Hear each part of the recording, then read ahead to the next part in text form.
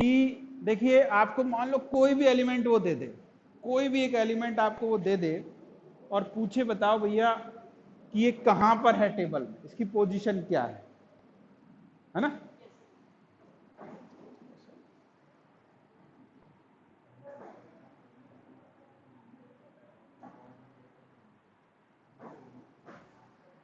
इसकी पोजीशन कहां है टेबल में, ये हमसे पूछ ले तो हमें पता है कि टेबल में क्या है, दो पार्ट है। क्या क्या पार्ट है, एक ग्रुप है और एक इसका पीरियड है। सुनो ध्यान दो, सारे बच्चे ध्यान दो, बहुत इंपॉर्टेंट बात है, इससे सवाल पूछे जाते हैं और ये बहुत जरूरी है, आना भी चाहिए हमको, ठीक है। तो अगर मान लो उसने कहा मैग्नीशियम बताओ, उसने कह दिया कि बताओ मैग्नीशियम की पोजीशन बताओ मुझे, और किताब बंद है, किताब क्या है, बंद है, तो किताब में तो आप कह दोगे ये रखा मैग्नीशियम, लेकिन पेपर में अगर पूछेगा कि मैग्नीशियम का पोजीशन क्या है तो आप क्या कहोगे, आप कहोगे कि ये इस पीरियड में है और इस ग्रुप में है। पक्का यही बताओगे ना। और ये ज्यादा से ज्यादा क्या कहोगे, ये इस ब्लॉक का है, ये एस ब्लॉक का है और कौन से पीरियड में, थर्ड पीरियड में और सेकंड ग्रुप में, तो एड्रेस हो गया पता। अब वो कहेगा ये क्या होती है, तो फिर कह देना कि आप सो जाओ जाके। इतना अगर किसी पूछने वाले को नहीं पता है, क्योंकि उसको पता है एड्रेस, ऑप्शन दिया होगा आपको, तो किसी भी चीज का, आज हम यही एक इंपॉर्टेंट पॉइंट डिस्कस करने जा रहे हैं, लास्ट ईयर भी कुछ समझाया था, आज हम उसको थोड़ा और परफेक्टली बताएंगे जिससे कि शायद आप सबको निकाल पाओगे, किसी भी एलिमेंट का आप निकाल पाओगे। तो आज हमारा पहला टॉपिक है कि फाइंड पीरियड एंड ग्रुप। किसी भी चीज का पीरियड और ग्रुप कैसे निकाला जाता है और साथ में ब्लॉक भी, ठीक है। तो मैं लिख रहा हूं P for period, G for group and B for block. ये हमको निकालना है किसी भी चीज के लिए, समझ में आ गई बात। तो पीरियड निकालना तो बहुत ही आसान चीज है, लेकिन आसान तब है, सीधा बैठ जा, सीधा बैठ। पीरियड निकालना कोई भी चीज आसान, मैंने क्या बोला है कि अगर आप इलेक्ट्रॉनिक कॉन्फ़िगरेशन लिखना सीख गए, ये पिछला टास्क भी मैंने आपको दिया था कि हर एलिमेंट का आपको इलेक्ट्रॉनिक कॉन्फ़िगरेशन लिखकर देखना है, हर का। अब इसमें आपको एक दिन में लिखो, 2 दिन में लिखो, 10 दिन में लिखो, कॉपी में मैं चेक करूंगा, सीरियल से लिखना है, हर बच्चा 4 पेज छोड़ दे उसके लिए। और चेक करने के लिए आपके बुक में लिखा भी है पीछे, है ना। और कोई डाउट रहता है तो हमसे बात कीजिए, हम आपको बताएंगे कि ये ऐसा क्यों है। कहीं कहीं तो सीधा 2-3 प्रिंसिपल है, उनको यूज करना है, आहबाव प्रिंसिपल यूज करना है, पाउली का करना है और हुंड का करना है। तो इससे आपको हर का आना चाहिए, क्योंकि सारी कहानी यहीं से स्टार्ट होती है। अब पीरियड कैसे निकालते हैं, पीरियड का पता होता है कि आउटर शेल, आउटर शेल किसी भी एलिमेंट का जो सबसे आउटर शेल होता है वही उसका पीरियड होता है। समझ में आ गई। सबसे आउटर शेल, या इसको हम कह सकते हैं लार्जेस्ट शेल, लार्जेस्ट शेल। अरे भाई क्या होगा, एटम कैसे पढ़ा हमने, ये सेंटर 1 2 3, सबसे आउटर कौन हुआ, जो सबसे बड़ा हुआ, तो दोनों का मतलब एक है, लार्जेस्ट भी कह सकते हो या आउटर भी कह सकते हो। समझ में आ गई बात आपको, ठीक है। उसके बाद बात करेंगे हम ग्रुप की, उसके बाद हम बात करेंगे ब्लॉक की। तो कोई एक एग्जांपल लेते हैं पहले, कौन सा एग्जांपल, मैग्नीशियम ही ले लेते हैं, हमने मैग्नीशियम की बात कह दी। तो मैग्नीशियम का, मान लो उसने मैग्नीशियम भी नहीं बोला आपको, क्योंकि हो सकता है याद आ जाए आपको मैग्नीशियम से कि ये कहां लिखा है। आपको कहा कि आपको हमने दिया है एटॉमिक नंबर 12 दिया है, क्या दिया है, एटॉमिक नंबर 12 दिया है। आप बताइए कि ये कौन एलिमेंट है और कहां रहता है ना। कहां रहता है मतलब पीरियड कौन सा है, ग्रुप कौन सा है और ब्लॉक कौन सा है। तो हम क्या जानते हैं, हम जानते हैं भाई 12 नंबर पर जो भी एलिमेंट है उसका इलेक्ट्रॉनिक कॉन्फ़िगरेशन लिखो, 1s2 2s2 2p6 3s2। पक्की बात हो गई। तो मैं इसी में दिक्कत है, नहीं आ रहा, डिस्कस करना फिर मैं बताऊंगा। देखो ये इलेक्ट्रॉनिक कॉन्फ़िगरेशन हो गया। अब हमें क्या देखना है, सबसे पहले पीरियड निकाल लेते हैं, सबसे आसान काम। कि देखो ये फर्स्ट सेल, ये सेकंड सेल और ये थर्ड सेल। सबसे बाहर वाली सेल कौन हो गई? 3, थर्ड नंबर। सबसे लार्जेस्ट कौन सी हो गई? Third number. तो पीरियड नंबर भी क्या हो गया इसका? Third. It means this elements belongs to period number third. समझ में आ गई? अब बात करते हैं ब्लॉक की। इसकी ब्लॉक की बात करते हैं। ब्लॉक में क्या करना है आपको? सबसे बाहर जो लिखा आ रहा है एसपीडीएफ में, सबसे बाहर जो एसपीडीएफ में लिखा हुआ आ रहा है, सबसे बाहर जब आप इलेक्ट्रॉनिक कॉन्फ़िगरेशन लिखोगे ना, कहीं D1 आएगा, कहीं P6 आएगा, कहीं S2 आएगा। यहां क्या आ रहा है? S2। तो ब्लॉक कितने होते हैं? 4। SPDF। तो कौन सा ब्लॉक हो गया इसका? S हो गया। ठीक है। अब बात आती है ग्रुप कौन सा है। ग्रुप S ब्लॉक में 2 ग्रुप है, ग्रुप 1 और ग्रुप 2। ये ग्रुप 1 है और ये ग्रुप 2 है। तो इसकी पहचान कैसे करनी है? फॉर S मैं लिख रहा हूं यहां पर। S ब्लॉक के लिए जो नियम है वो ये याद रखना है, अगर NS1 है लास्ट में तो ये ग्रुप 1, और अगर NH2 है तो ग्रुप 2। तो ये कहां आ रहा भैया? ग्रुप 2 में। तो पीरियड निकला थर्ड, ग्रुप निकला सेकंड, ब्लॉक निकला S। देखो सही है क्या? 1 2 3 थर्ड पीरियड, सेकंड ग्रुप, और ये S ब्लॉक हमने आपको बताया था। पता चल गया? कोई दिक्कत? आप किसी पे भी ट्राई कर लो, 2 एग्जाम्पल लिख लो, आप सॉल्व करना करके। आपको करना है एटॉमिक नंबर 19 का, 19 और 20 दोनों का पता करना है। इसी के 19 और 20 का पता करना है। तो S ब्लॉक में कोई दिक्कत नहीं आएगी आपको, आराम से 1 आए तो फर्स्ट ग्रुप और 2 आए तो सेकंड ग्रुप। क्लियर? समझ में आ रहा है सबको? ओके। अब हम करते हैं P ब्लॉक की बात। पहले ये वाला पार्ट दिख रहा है क्या बच्चों? ये वाला हिस्सा दिख रहा है क्या यहां? चलो, तो देखिए हम करते हैं P ब्लॉक की बात। अगर P ब्लॉक, दिक्कत कहां आ रही है हमको? दिक्कत आ रही है केवल ग्रुप आइडेंटिफाई करने में। क्या आइडेंटिफाई करने में? ग्रुप। P सीधा दिखता है, पीरियड सीधा दिखता है, लास्ट सेल को देखना है, साथ ही आपको ब्लॉक भी सीधा दिखता है। आपको आइडेंटिफाई करना है ग्रुप। इसके लिए हर ब्लॉक के अलग नियम है। तो S का तो समझ में आ गया, 1 आता है तो फर्स्ट ग्रुप और 2 आता है तो सेकंड ग्रुप। अब P की बात देखिए, तो P के लिए क्या है? 12 plus number of electron in P sub shell. ये लिख लो आप नियम।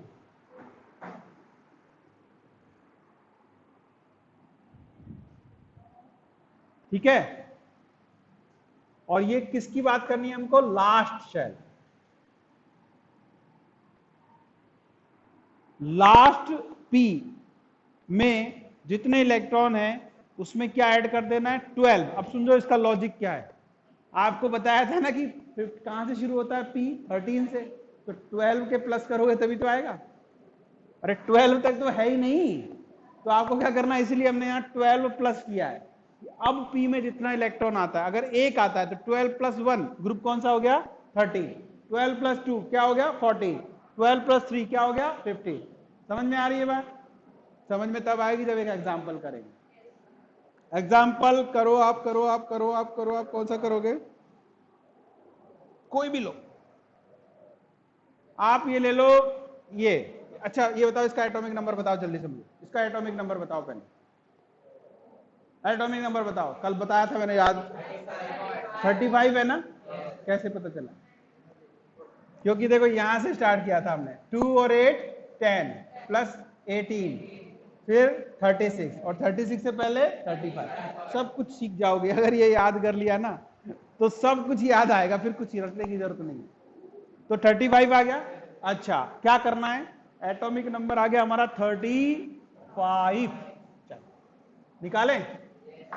तो एटॉमिक नंबर 35 के लिए जरा लिखो तो कॉन्फ़िगरेशन क्या होगा, 1s2 2s2 2p6 3s2 3p6 4s2, आगे देखो कहां तक जाएगा, 3d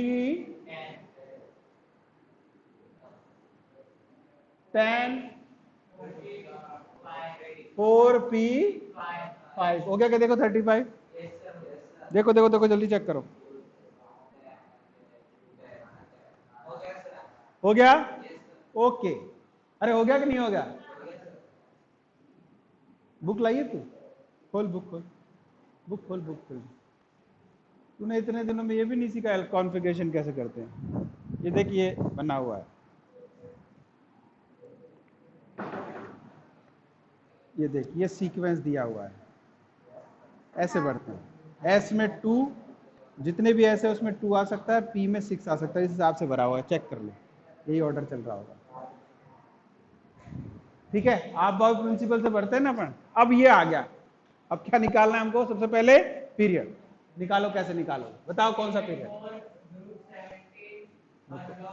धीरे धीरे, पीरियड कौन सा है, सबसे आउटर मोस्ट, देखो 1 2 3 और 4, सबसे लार्जेस्ट क्या है 4, तो पीरियड क्या हो गया इसका 4, ब्लॉक, ब्लॉक क्या देखना है, सबसे बाहर वाले में पी दिख रहा है, ब्लॉक क्या आ गया पी, अब हमको क्या करना है कि पी में इलेक्ट्रॉन कितने हैं 5, तो 12 प्लस 5 कितना हो गया 17, तो ग्रुप क्या हो गया, चेक करो 13 14 15 16 17, सही है कि नहीं है,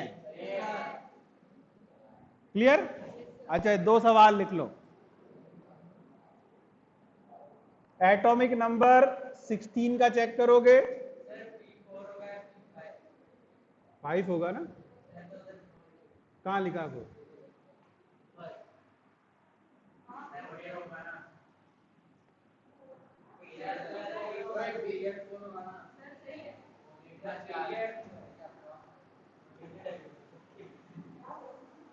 सही है, बोलो सही है कि नहीं है, तो एस का पता लगा लोगे, अरे ऑनलाइन वालों तुम्हें समझ में आ रहा है सब, बेटा जितना प्रैक्टिस करोगे आपको करके देखना है, देखने से नहीं होगा, यहाँ कुछ कुछ चीजें याद है उनको याद करना है, उसके बाद ट्राई करना है, सब पे ट्राई करके देखो कि बात सही है कि नहीं, ठीक है, अब आते हैं हम डी पे, मिटा दूं ये, मिटा रहा हूं, नोट कर लेना इस काम को, ये 2 मैंने दिए हैं और साथ में आपको बाकी खुद से कर लेने हैं, ठीक है, क्या हुआ इसका होता है 16 का बोलो ना, एटॉमिक नंबर 16, आप ट्राई करो ना, कोई भी ट्राई करो, पी ब्लॉक का इतने सारे लिखे, आप सारे ट्राई करो, आपको पता चलेगा कि सही है कि नहीं। अब बात आती है डी ब्लॉक के लिए, किसके लिए, डी ब्लॉक, मान लो डी ब्लॉक का एलिमेंट है तो उसके लिए क्या रूल होगा, याद रखो 2 प्लस, क्या रखना है 2 plus number of electron in n-1 d sub shell, ठीक है, 2 प्लस n-1, अब n-1 का समझ रहे हो कि जो लार्जेस्ट होगा उससे एक कम वाले का, उसका डी देखना है, चलो एक एग्जांपल ले ले, एग्जांपल ले लो,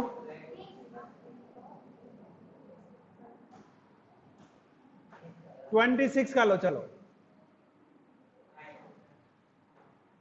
एटॉमिक नंबर 26 का लो, चलो भरो तो इसका कॉन्फ़िगरेशन करो, क्या आएगा 1s 2 2s 2 2p 6 3s 2 3p 6, हो गया क्या 4s 2 3d 6, सही है, सही है क्या,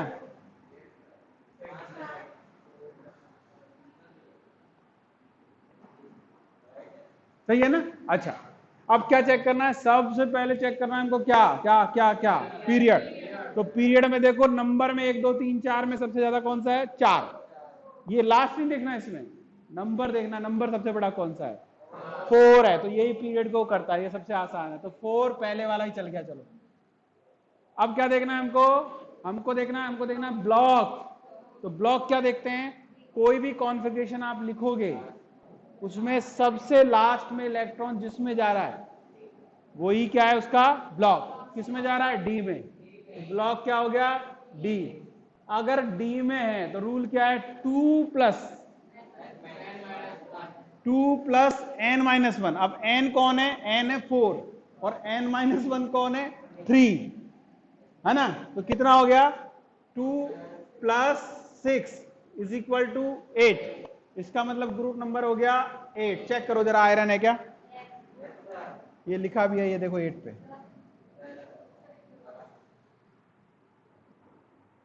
ये वाला।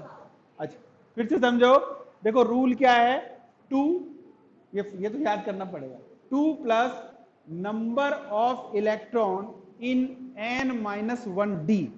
n का मतलब होता है जो लार्जेस्ट होता है, लार्जेस्ट कौन है, 4 है, और n-1 का मतलब क्या हो गया, 3 हो गया, और 3 का भी कौन हो गया, d। तो इसका इलेक्ट्रॉन देखना है आपको, ठीक है। तो कितने इलेक्ट्रॉन रूल में है, 2 तो लिखना ही लिखना है, साथ में d के अंदर इलेक्ट्रॉन कितने हैं, 6, तो 6 + 2 कितना हो गया, 8। तो 8 का मतलब ये ग्रुप हो गया आपका 8। और ब्लॉक का पता कैसे चला कि लास्ट इलेक्ट्रॉन जिस सब सेल में जा रहा है वो उसका ब्लॉक है, तो पीरियड निकल गया आयरन। अब आप इसमें से, इस बारात में से किसी को भी चेक कर लो, किसी का भी चेक कर लो आप, 2-3 मैं लिख देता हूं, बाकी आप चेक कीजिएगा, जैसे आपको 21 का चेक करना है,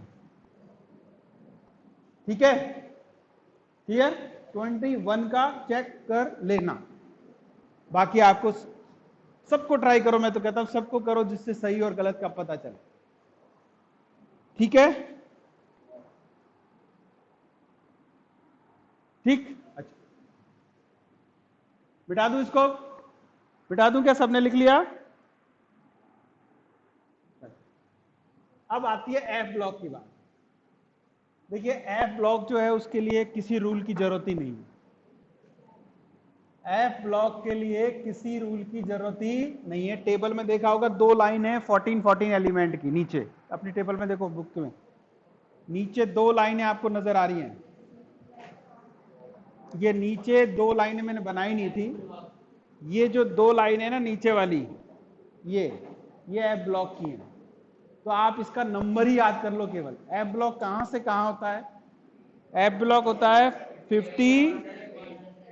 57 से 8 से 58 से 71। अच्छा और दूसरा 89 से 103, इसको हम बोलते हैं लैंथेनाइड्स, और इसको हम बोलते हैं एक्टेनॉइड्स। समझ में आ गई बात, अब कुछ भी नहीं सोचना है।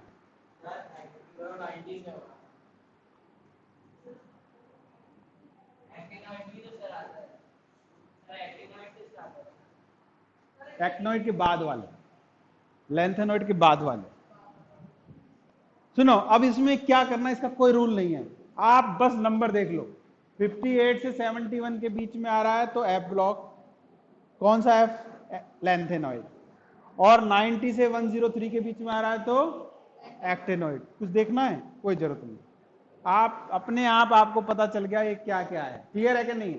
तो इस तरह से हम किसी भी चीज का ग्रुप, पीरियड और वो निकाल सकते हैं, ठीक है, लेकिन वो केमिस्ट्री क्या जिसमें कोई एक्सेप्शन ना हो, वो सब्जेक्ट ही केमिस्ट्री नहीं हो सकता जिसमें सारे चीज पे नियम काम कर गए, तो मतलब वो सब्जेक्ट केमिस्ट्री नहीं है।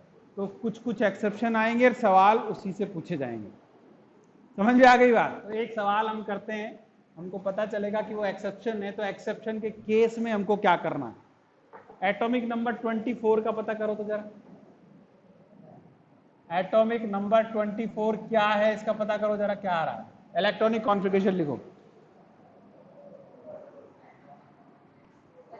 बोलो। 1s2 2s2 2p6 3s2 3p6 हो गया। 4s to 3p 3d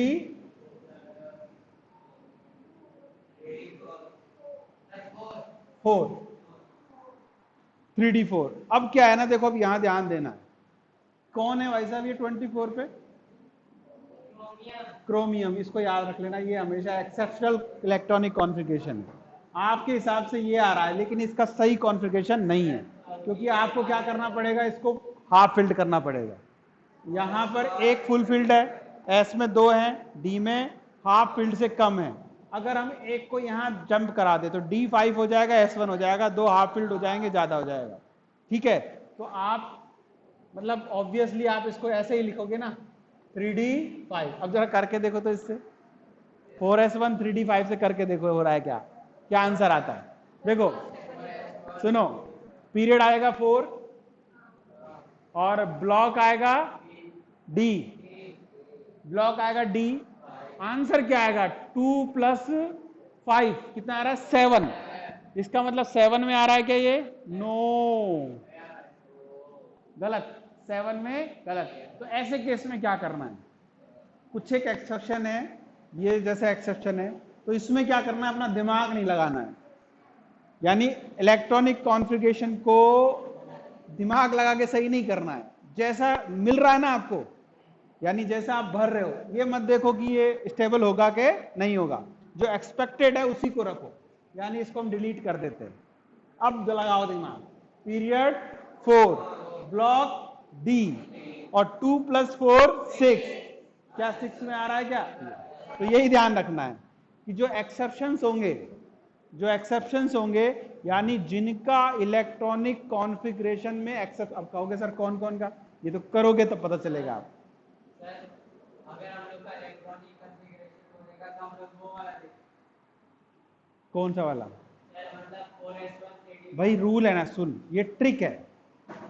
वैसे तो नियम ये कहता है टेबल जिसने याद कर ली उसको क्या दिक्कत है निकालने में, लेकिन याद नहीं करेगा तो भी तो कुछ सीखेगा बच्चा। तो ये ट्रिक है, तो ट्रिक कब काम करती है, कहीं कहीं फॉलो होती है। केमिस्ट्री में कोई ऐसा नियम आज तक नहीं बना है जो सारी चीजों पे फॉलो होता हो। तो यहां ये वॉयलेंट करेगा, तो आपको करना क्या है, आप अपने रॉ पे जाइए, क्योंकि जब आप कॉन्फ़िगरेशन लिखोगे तो पहले यही लिखोगे ना, फिर आप कहोगे अरे अरे तो गड़बड़ हो गई यार, क्या करोगे आप, इसको यहां लोगे, तो वो नहीं करना है। जैसा रॉ है, एक्सपेक्टेड है, वो लिखो, उसी से ट्राई मारो। और चेक करने के लिए टेबल तो मैं रिकमेंड करता हूं, आपको याद होनी ही चाहिए कि जो आपने आंसर लिखा है आप उसको जस्टिफाई कर पाओ। बोलो सही है कि नहीं है, क्लियर है? ऐसे ही एटॉमिक नंबर 29 का निकालोगे आप, कौन है जो भी है, इसका भी निकाल के देखना आप, ठीक है, कर लोगे?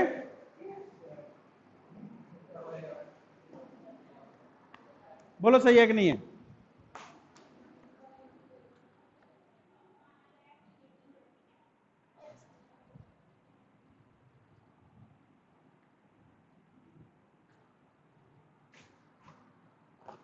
का डिब्बा में लेके आता क्या, कलर चौक आपने ले ली?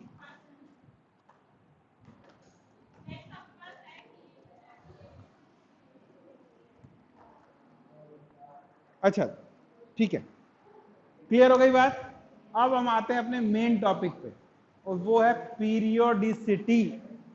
पीरियोडिसिटी क्या है कि आप किसी भी एलिमेंट की अलग अलग प्रॉपर्टीज को पढ़ोगे, साइज क्या है, इलेक्ट्रॉन एफिनिटी क्या है, इलेक्ट्रोनेगेटिविटी क्या है, ये सब पढ़ेंगे, और वो टेबल में किस तरह से चेंज होती है, इसी को हम बोलते हैं पीरियोडिसिटी। हेडिंग लगाओ, लिखो पीरियोडिसिटी, हेडिंग में लिखो periodicity.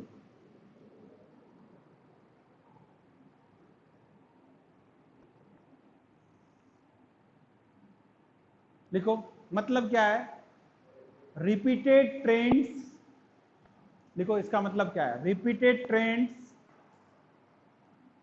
After regular interval, repeated trends after regular interval known as periodicity।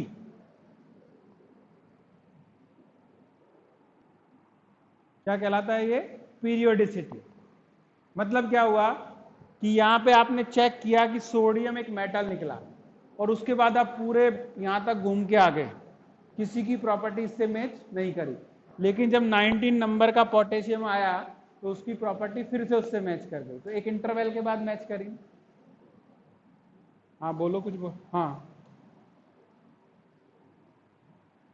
लिखो, रिपीटेड ट्रेंड्स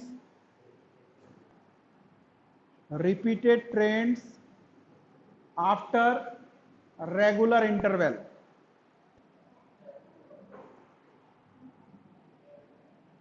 हो गया। चलिए अब हम पीरियोडिसिटी पढ़ेंगे, अलग अलग पॉइंट उठाएंगे और उनकी पीरियोडिसिटी चेक करेंगे टेबल के अंदर। टेबल बन रही है, बहुत बढ़िया बात है हमारे लिए। पहली बात देखो, कई सारी प्रॉपर्टी हमको पढ़नी है। सबसे पहली बात, अगर एटम होगा तो एटम कैसा नजर आता है हमको? बॉल जैसा। बॉल छोटी होगी बड़ी होगी, यानी पहली प्रॉपर्टी है एटॉमिक साइज। ये दिख रहा है क्या ये वाला ऐसा बच्चों? ठीक है, एटॉमिक साइज कि हमको देखना है क्योंकि हर चीज एक एटम है और इनके साइज में इधर से इधर जाने पर और ऊपर से नीचे जाने पर क्या चेंज होता है। और इसका ट्रेंड्स दो तरह का है, left to right and up से डाउनवर्ड। दो तरह चेक करना है, लेफ्ट से राइट चेक करना है, अप से डाउन चेक करना है कि कोई चीज बढ़ती है घटती है क्या होती है। अब सबसे पहले इसका मीनिंग समझना पड़ेगा कि एटॉमिक साइज का मतलब क्या है। देखिए बच्चों, अगर हम बोर मॉडल को देखें,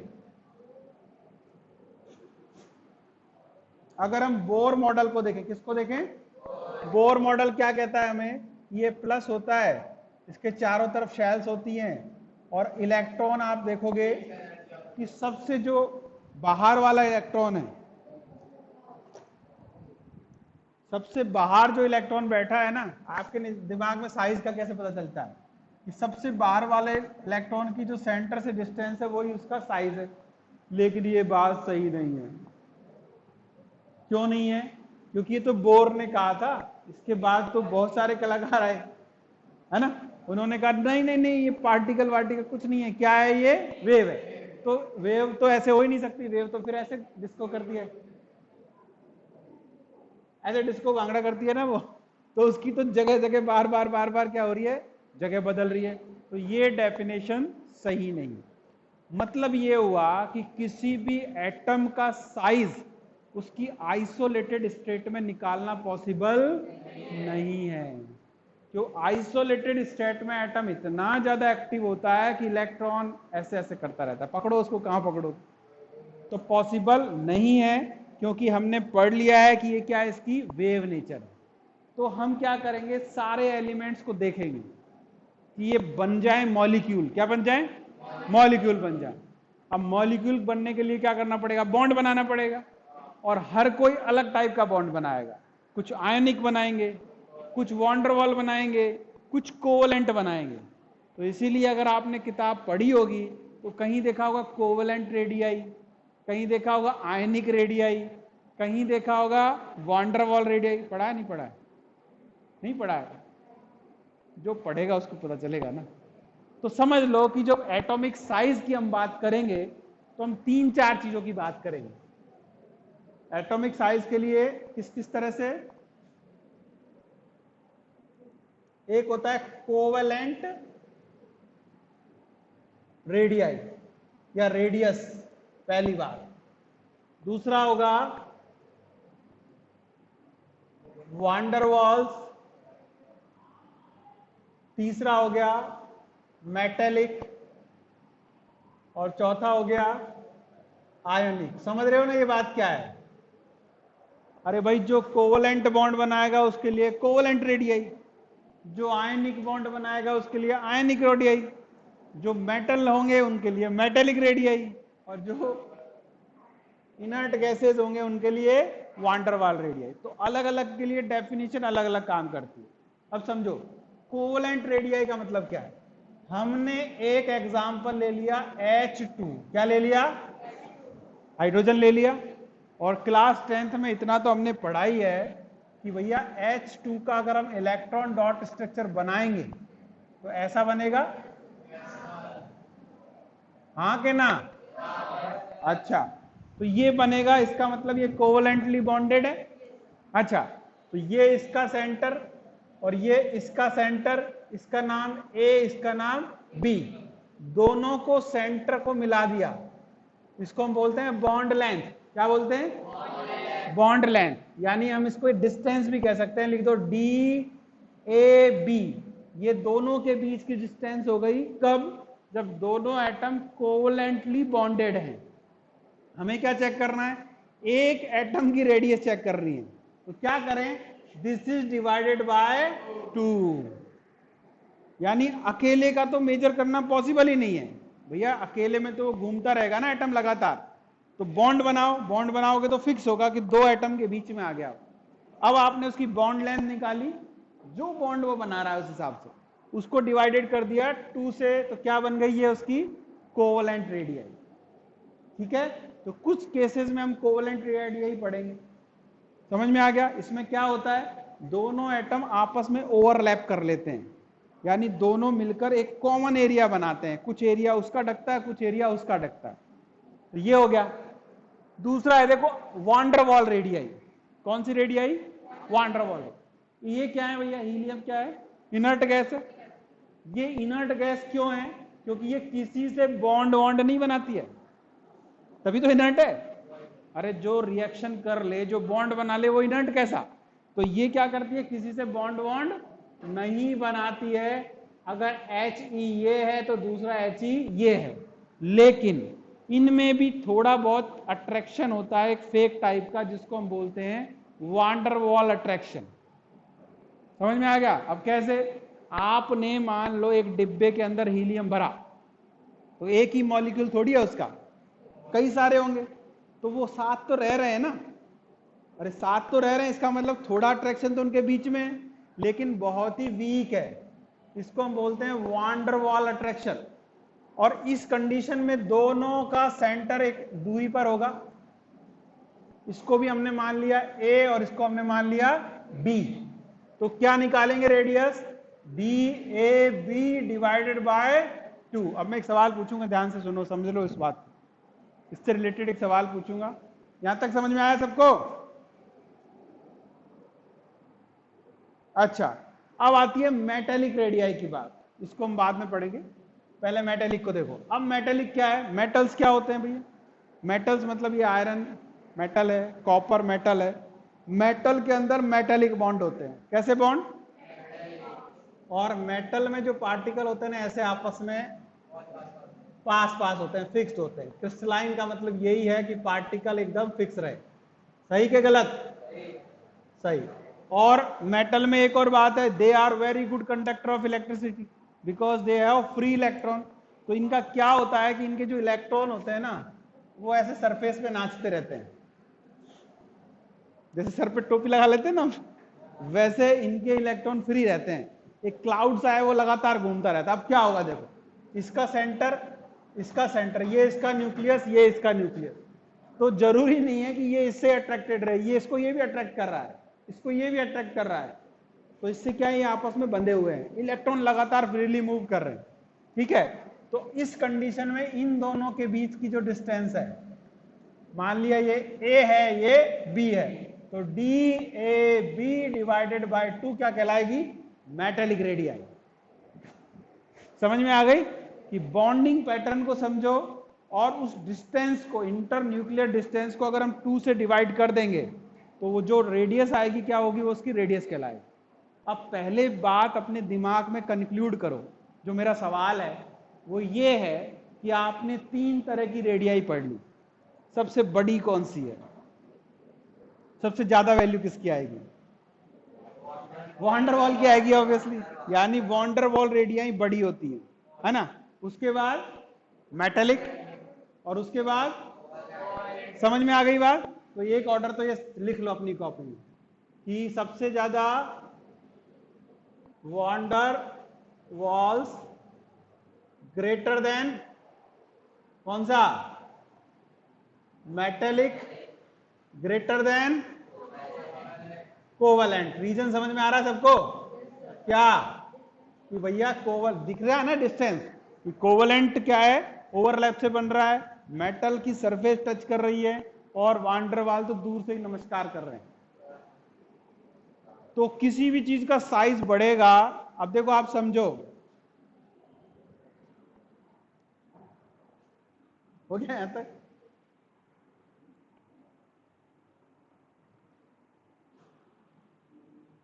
ठीक है, अब हम इनको डिस्कस कर लेते हैं कि लेफ्ट टू राइट क्या हो रहा है, अप टू डाउन क्या हो रहा है। अच्छा, आप क्या पढ़ के आए हो? आप ये पढ़ के आओ कि लेफ्ट से राइट जाने पर एटॉमिक साइज लगातार डिक्रीज होता है। पढ़ के आए हो ना? ये सच पढ़ के आए हो, झूठ नहीं है इसमें, एकदम सच पढ़ के आए हो आप। ठीक है, अब मैं मिटा दूं, ऊपर वाला मिटा दूं, समझ में आ गया होगा? कॉपी में लिख लिया, दिमाग में छाप लिया, ठीक है। जरा चेक करते हैं ऐसा क्यों हो रहा है।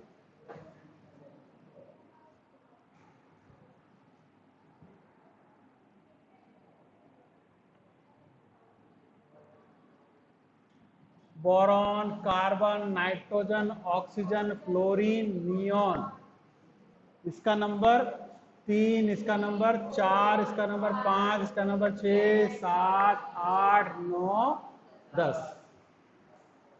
अब कॉमन बात देखो, कॉमन बात क्या है, ये जो लिखा है ये क्या है, किसका नंबर है? ये प्रोटॉन का और इलेक्ट्रॉन का, दोनों का नंबर है ना ये। अब समझो, जब बॉल बनती है यानी एटम बनता है, क्यों बनता है? क्यों अंदर वाला प्रोटॉन इलेक्ट्रॉन को अपनी तरफ खींच के रखा, तभी तो एक ऐसी स्ट्रक्चर बनेगी इसकी। हाँ के ना बोलो? अच्छा, और सबका जो साइज है कौन डिफाइन करता है? शेल। कौन करता है? और एक पीरियड में शेल सेम रहता है कि नहीं? अरे सबका कॉन्फ़िगरेशन लिखोगे ना 2 पे खत्म हो जाएगा। 1s2, 2s2, 2s1 से स्टार्ट होगा, 2p6 पे खत्म हो जाएगा, है कि नहीं बोलो? इस लास्ट वाले को चेक करो, 1s2, 2s2, 2p6, तो इसका 2p5, इसका 4, 3, 2, 1, और वहां आ रहा है। तो समझ में आ गई बात? यानी कि शेल क्या है, सबका सेम है। कौन सा है? 2 है। अब समझो बात को कि धीरे धीरे क्या हो रहा है, लेफ्ट से जब हम राइट जा रहे हैं तो साइज तो उतना ही दिख रहा है, यानी शेल तो वही है, अट्रैक्शन बढ़ता जा रहा है। क्या हो रहा है? क्योंकि धीरे धीरे क्या हो रहा है, इलेक्ट्रॉन आ रहे हैं तो पॉजिटिव नेगेटिव क्या करेंगे? अट्रैक्ट करेंगे। तो क्या करेगा, साइज जो है वो थोड़ा सा कम हो जाएगा। क्या हो जाएगा? यानी कि लेफ्ट से राइट जाने पे क्या हो रहा है, लेफ्ट से राइट साइज, या जिसको हम बोलते हैं एटॉमिक साइज, साइज क्या हो गया? डिक्रीज। क्यों? Nuclear charge increase. सही है कि नहीं है? अरे लेफ्ट से राइट जाने पे क्या हो रहा है, साइज घट रहा है, क्योंकि न्यूक्लियर चार्ज बढ़ रहा है। क्यों बढ़ रहा है? क्योंकि नंबर ऑफ प्रोटॉन बढ़ रहे हैं लगातार। बात समझ में आ गई? अरे हाँ कि ना? लेकिन ये बात केवल बच्चों यहां तक सही है, फ्लोरीन तक। अगर आप चेक करो तो यहां सबसे ज्यादा साइज आएगा नियॉन का, यानी आपने ये रट्टा मार लिया कि लेफ्ट से राइट जाओगे साइज घटेगा, तो ये 100% सही नहीं है। ये बात आपकी सही है कहां तक? P5 तक सही है, इस तक फ्लोरीन तक सही है, नियॉन पे सही नहीं है। क्यों बताओ कारण? कारण इसलिए कि ये सारे के सारे ऑलमोस्ट कोवलेंट रेडियाई रखते हैं, लेकिन नियॉन एक इनर्ट गैस है, इसका वांडरवाल रेडियाई, याद आ रहा है फोटो कि कोवलेंट से वांडरवाल रेडियाई बड़ा होता है। तो सबसे बड़ा साइज किसका है इस पूरे ग्रुप में? नियॉन रखता है। हर कोई अपने पीरियड में सबसे बड़ा साइज किसी का है, तो इनर्ट लिखो इस बात को। इन एवरी पीरियड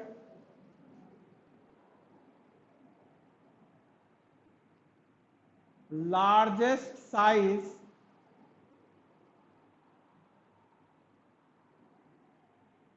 किसका होता है? इनर्ट गैसेस का होता है। Inert gases because they have van der Waals radii, और ये मैंने आपको बता ही दिया है कि वांडरवॉल रेडियाई जो होती है वो बड़ी होती है। कैसी होती है? बड़ी होती है। पता चल गया है तो बहुत बढ़िया बात है। तो पीरियड की कहानी खत्म हो गई, यानी यहां तक आना है, लगातार कम होगा, न्यूक्लियर चार्ज बढ़ेगा। अब आती है ऊपर से नीचे, डाउन द ग्रुप। ये तो बहुत ही आसान है। क्यों आसान है? 1 से 2, यानी यहाँ एक रिंग थी, यहाँ 2 आ गई, यहाँ 3 आ गई, तो पीरियड में क्या होता है, एक पूरी शैल बढ़ती है। तो पहले और दूसरे का कोई संपर्क नहीं है, वो तो बढ़ेगा ही बढ़ेगा। लिखो, down the group, down the group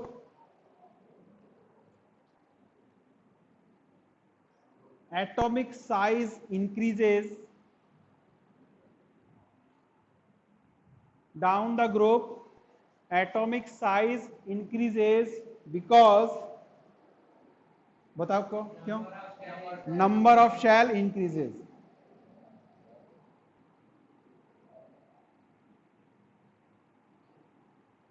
number of shell, सही। तो नीचे वाले में कोई इशू नहीं है, ऊपर से नीचे आओगे, किसी भी लाइन को पकड़ो, नीचे वाले का जो साइज है वो जस्ट ऊपर वाले से बड़ा ही है। जितना गैप बढ़ेगा, यानी इसको कंपेयर करोगे, इसका साइज बड़ा है, इसको करोगे और बड़ा है, इसको करोगे और बड़ा है, इसको और इसको करोगे तो बहुत बड़ा है। समझ में आ गया? तो शेल है, तो याद रखने वाली बात पीरियड की है। और पीरियड में भी कहां तक याद रखनी है, क्योंकि कोई भी जो रूल काम करता है वो सेम चीजों पे करता है, सेम टाइप की बॉन्डिंग पे काम करता है। तो इनका सबका कोवलेंट नेचर था, और इसका नेचर कैसा हो गया, वॉन डर वॉल। तो वॉन डर वॉल की रेडियाई तो बड़ी होती है, ये हमने जान लिया। बोलो क्लियर है सबको ये बात? ठीक है। लेकिन जिसमें एक्सेप्शन ना हो वो केमिस्ट्री क्या है ना? इतना ही आसान हो तो फिर पढ़ने और पढ़ाने को बचा क्या? ये तो आप क्लास 10th में भी पढ़ के आए हो। ठीक है। अच्छा, एक सवाल का जवाब दो, हीलियम और हाइड्रोजन में बड़ा कौन, साइज बड़ा कौन है? हीलियम। क्यों? समझ में आ गया ना? ये आंसर तो आप दे दोगे, आप इस मामले में तो सब सही है ना सबको? पक्का हो गया ना? ये तो ऐसा कोई भी कंपैरिजन करे, ये बड़ा है छोटा, तो कह देना भैया ये इसका हिसाब किताब अलग है, ये वंडर वॉल फोर्स। ठीक है बच्चों। अच्छा, ये बेचारे ना, ये जो एस और ये पी वाले हैं, थोड़े शरीफ टाइप के लोग हैं, एक ही पैटर्न को फॉलो करते हैं, ड्रामा करते हैं ये वाले लोग। ये जो डी है ना, डी, इनके नाम ही ट्रांजिशन एलिमेंट है। ट्रांजिशन इनको क्यों बोलते हैं? कहते तो यूं है कि भैया इनकी पहली जो पुरानी डेफिनेशन है वो ये है कि ये मेटल हैं, ये नॉन मेटल हैं, और यहां से जब हम चलते हैं ना तो मेटेलिक प्रॉपर्टी लगातार कम होती है और नॉन मेटेलिक बढ़ती है, यानी ट्रांजिशन हो रहा है मेटल। ये सही बात है नहीं एक्चुअल। कहने को आप कह सकते हो, सही बात क्या है केमिस्ट्री में? सही बात या तो इलेक्ट्रॉनिक कॉन्फ़िगरेशन है या किसी चीज का शेप और साइज है। तो इलेक्ट्रॉनिक कॉन्फ़िगरेशन क्या कहता है कि ट्रांजिशन एलिमेंट वो हैं जिसके डी में 1 से लेकर 9 तक इलेक्ट्रॉन हो। क्या हो? 1 से लेकर 9 तक इलेक्ट्रॉन आते हो, वो ही ट्रांजिशन एलिमेंट है। ये लेटेस्ट डेफिनेशन है। और सवाल पूछा जाता है, इसको देखो, ये टेबल कह रही है कि ये भी डी ब्लॉक है तो ट्रांजिशन होना चाहिए पुरानी डेफिनेशन से, लेकिन सवाल ये बनता है zinc, cadmium, mercury fall in D block but they are not transition element। तो वजह क्या है कि इन सब के D में क्या होता है, 10 होता है। लिख लो इसको, zinc, cadmium and mercury, zinc, cadmium and mercury are D block element, are D block element. ये मिटा दू ऊपर वाला, but they are not transition element.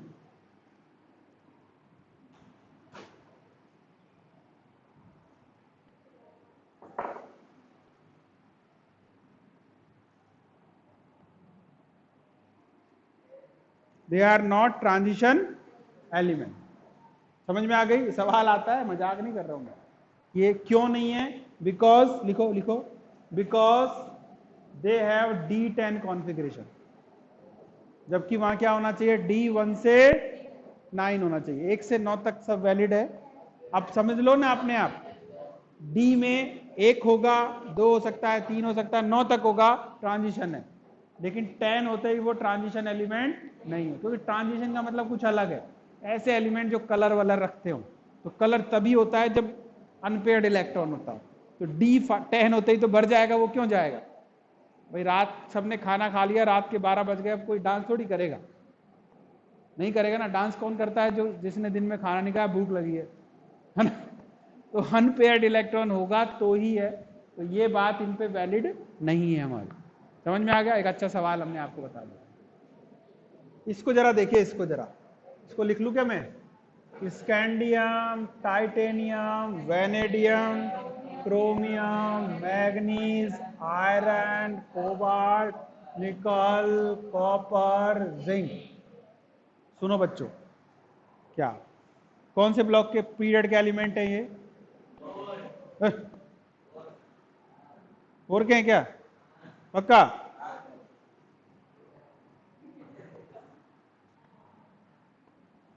सही कह रहे हो आप। अब देखो आगे क्या है ना, इनका नाम हो जाएगा, सीरीज हो जाएगा इनका नाम, कि जो डी है और वो है, तो ये पूरी सीरीज बन गई। 4D सीरीज, 5D सीरीज, ऐसे सीरीज बन गई। क्या बन गई है? सीरीज बन गई। अब इसमें देखो आप, बताओ इसकी एटॉमिक रेडियस पे क्या फर्क पड़ेगा? जल्दी बताओ, बताओ आप क्या कहते हो इस बारे में? क्या डिक्रीज होना चाहिए? यहां से यहां तक डिक्रीज होना चाहिए।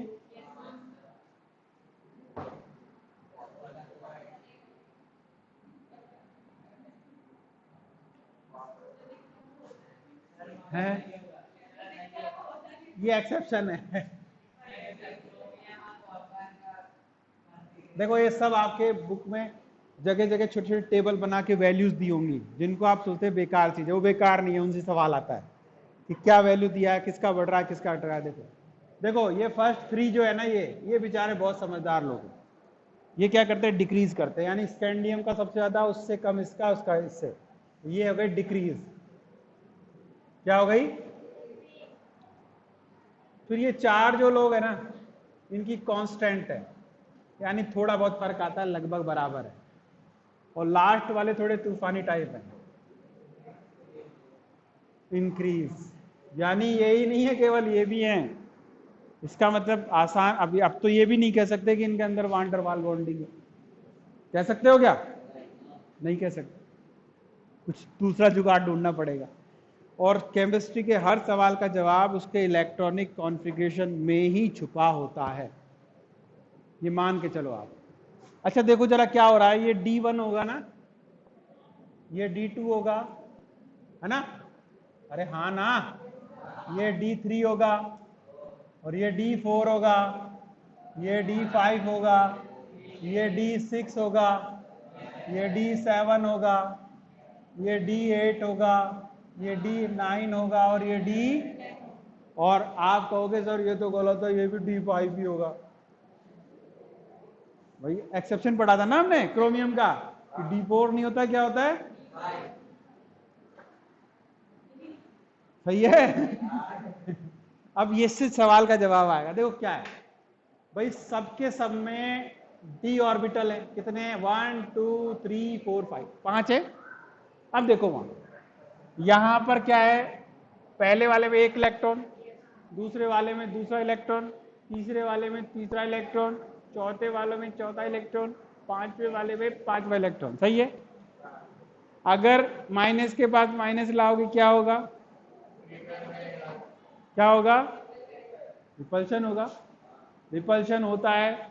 अब देखो पढ़ा था ना हमने, ये समझो, ये न्यूक्लियस सारे इलेक्ट्रॉन को खींचता है, पर अंदर भी तो इलेक्ट्रॉन है। तो ये क्या करता है? इलेक्ट्रॉन सबको, प्रोटॉन सबको अट्रैक्ट करता है, लेकिन इलेक्ट्रॉन इलेक्ट्रॉन को धक्का भी मारता है, इसीलिए ये एक ऑर्बिट में रहते हैं। सही बात है। तो इलेक्ट्रॉन बढ़ेगा तो रिपल्शन क्या होगा? बढ़ेगा। और रिपल्शन बढ़ेगा तो मतलब दूर भागेगा, दूर भागेगा तो इस लाइन को धक्का मारेगा, धक्का मारेगा तो साइज बढ़ाएगा। तो क्या हुआ देखो, लगातार ये बात बढ़ती जा रही है इधर से इधर आने पर। ओके, यहां तक ये चुपचाप था कि 3 इलेक्ट्रॉन था, आराम से रह रहे थे। जैसे खाली बस में आप चढ़ गए, 3 सवारी, कभी वो वहां बैठेगा, कभी वो वहां बैठेगा, कोई टोक रहा है इसको। जैसे जैसे सीटें बढ़ती शुरू होती हैं, उधर खिसकना, उधर खिसकना, क्या होता है? रिपल्शन। तो यहां पर क्या हुआ देखो, ट्रेंड कहता है डिक्रीज होना चाहिए, लेकिन यहां रिपल्शन बढ़ा तो उसने रोक दिया थोड़े समय के लिए, कोई नहीं बढ़ेगा। क्या हो गया? कांस्टेंट। फिर पॉपुलेशन और बढ़ी, रिपल्शन बढ़ा, तो साइज क्या गया? बढ़। नोट कर लो, ड्यू टू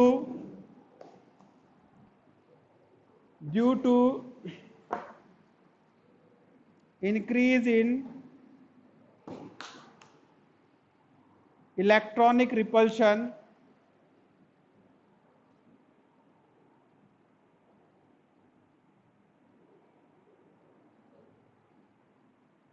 अब समझ गए ना क्या लिखना है? यहां साइज कांस्टेंट रहता है और यहां क्या हो जाता है? इंक्रीज हो जाता है। बात समझ में आ गई? चलो, काफी आज के लिए। 2-3 क्लास में चैप्टर खत्म। एटॉमिक साइज हो गया, इसी तरह हम आयनाइजेशन पोटेंशियल, इलेक्ट्रॉन एफिनिटी। लेकिन इन सब के लिए जरूरी क्या है बच्चों? कि आपको हर किसी का इलेक्ट्रॉनिक कॉन्फ़िगरेशन लिखना आना चाहिए। मंडे को मैं कॉपी चेक करूंगा, काम पूरा सेट कर लेना। लीव कर दो बच्चों, अटेंडेंस कर भी दिया, वाह।